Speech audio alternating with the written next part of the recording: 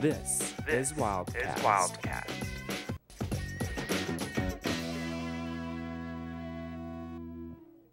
Good evening and welcome to another edition of Wildcast. I'm Max Efrein. Although the election vote count has already begun across the nation, Ted Skroback gives us a look at last-minute preparations locally for both the Republicans and Democrats. We're down here at the Republican rally just the day before the election. It's last-minute preparations for both the Republicans and the Democrats. We'll take a look at what they're doing. After talking with a few candidates as well as a representative, one thing's for sure. Confidence ran high for both parties the day before the election. With this ground game, we are optimistic and confident. A lot of people are asking me if I'm worried. I said, I'm not worried. Whether I'm going to win or not, I don't know. We'll know tomorrow and then ask me again.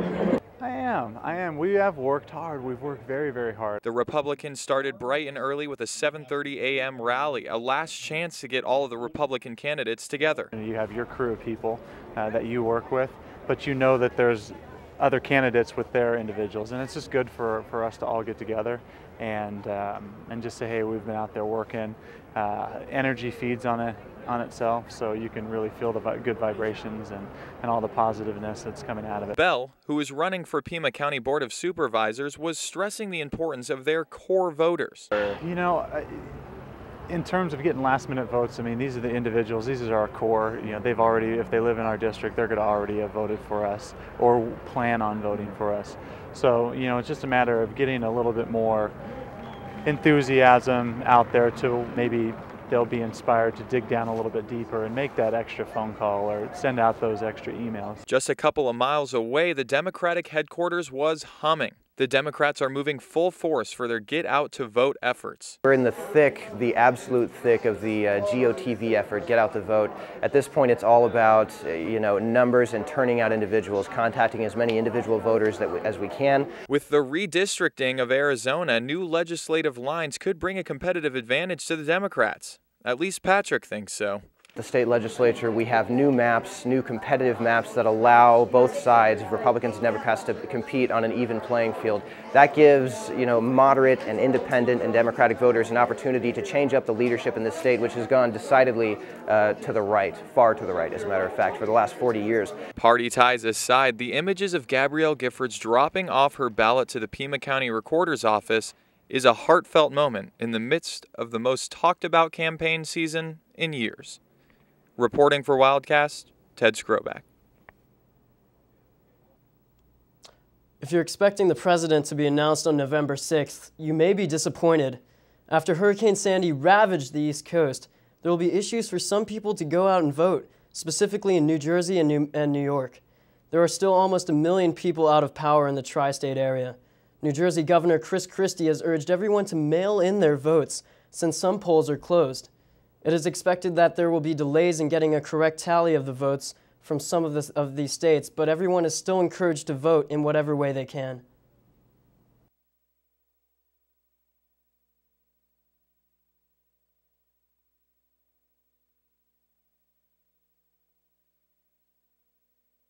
Those who did not have mail-in ballots went to the polls for the final day of voting this morning. Some got an early start, but dropping off their ballots at their polling location and the recorder's office. Stay tuned to find out the future of newspapers and the U of A.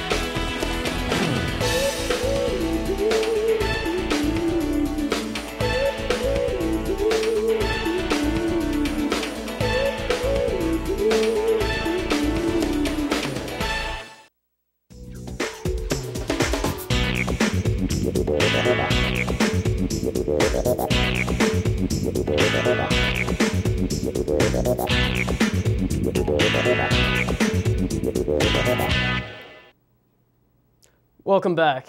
UAPD responded to a smoke alarm Saturday and arrived on scene along with the Tucson Fire Department. They detected smoke coming from the roof of McHale and charged the sprinkler system. The alarm panel confirmed the fire location was in the equipment room, and firefighters quickly extinguished the flames with minimal visibility due to heavy smoke. A total of 21 units and 48 firefighters were on scene. No firefighters were injured, and the cause of the fire is still under investigation.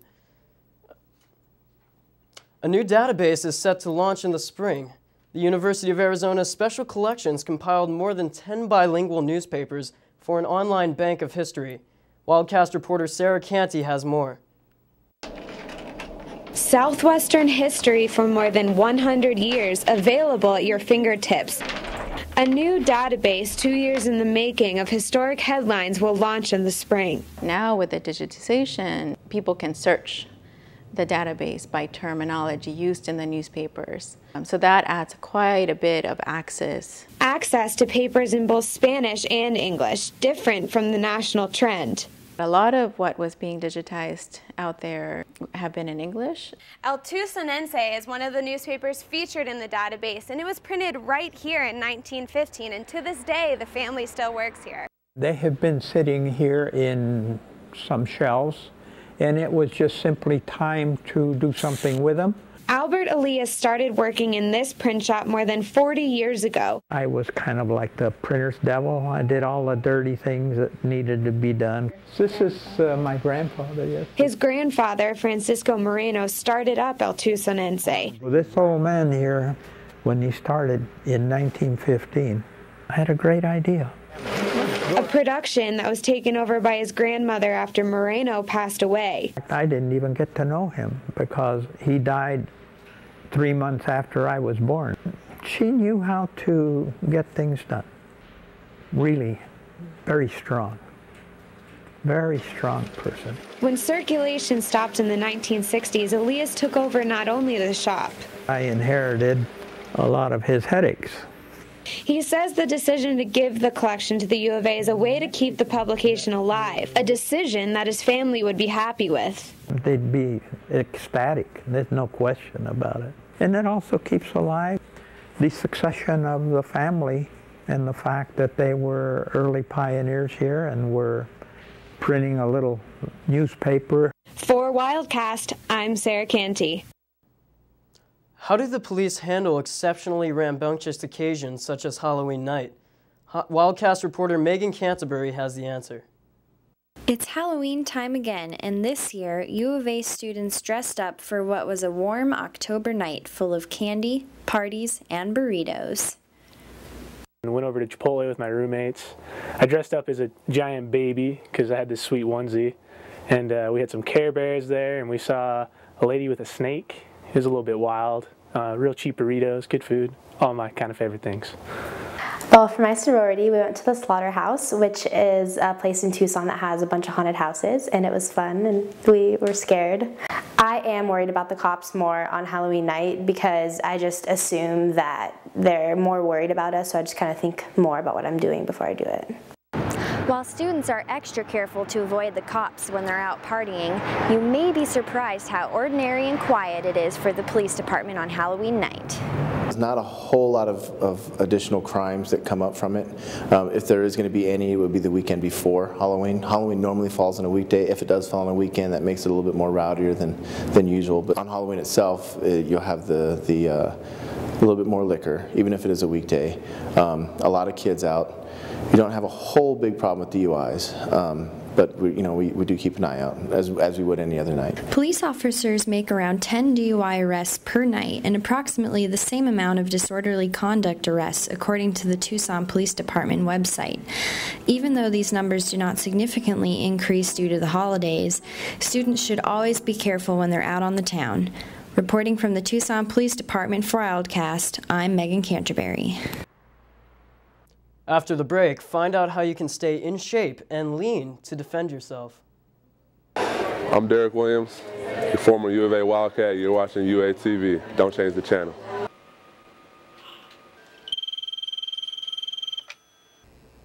I'll be right there.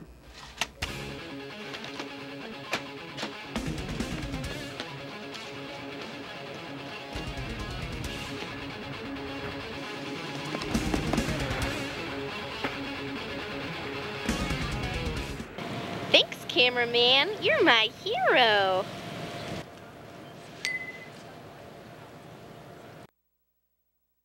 Hello, and welcome to UA Tonight. We are your hosts. No.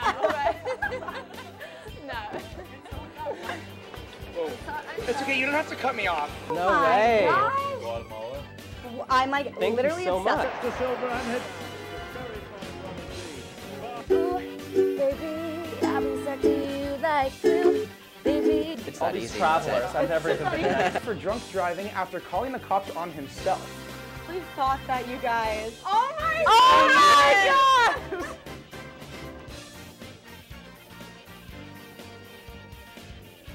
With an undefeated 5-0 outcome for the Fall Classic Tournament. The Occupy movement is taking hold because of its strength in numbers.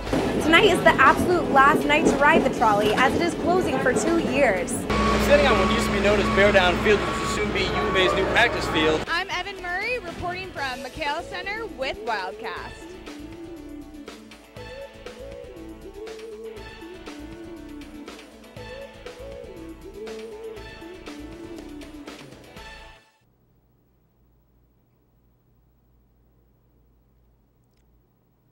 Welcome back. If the treadmill just isn't cutting it for you anymore, then you might want to mix it up with an unconventional workout that provides you with some butt-kicking skills. Wildcast reporter Ashley Neville tells us more.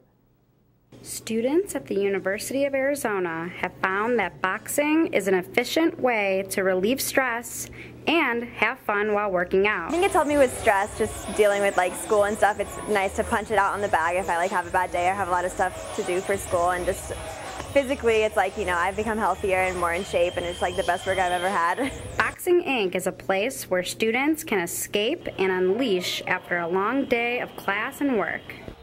Like any other workout, classes begin with a jump rope warm-up to slowly build up heart rates and loosen up the body. Boxing Inc. instructor Chris Gonzalez demonstrates the exercises for his students and encourages them to push themselves even harder. In addition to the excitement that boxing brings, students feel they also benefit by learning self-defense. There's nothing compares to boxing. Like, I'll come again and again and again. I think that this, would definitely help, because you learn how to punch correctly and fight off people if you would need to. It makes you feel all tough too, so it boosts your confidence like that. Strength and conditioning workouts take up 85% of the classes, ranging from difficult arm workouts to squats to shadow boxing with hand weights. These classes are not easy and you will break a sweat, but the reward of getting fit and feeling confident makes the work worth it. Boxing instructor Ashley Curtis teaches a lot of Arizona students and explains the impact boxing has had on their lives. Lots of U of A students. Just watching people, their attitude, they're coming in more confident. After a long day of school, U of A students come to Boxing Inc. to get a good workout and relieve some of their stress from school. Boxing provides more than just a workout. You're also learning self-defense, and you're having fun while doing it. I'm Ashley Neville with UATV.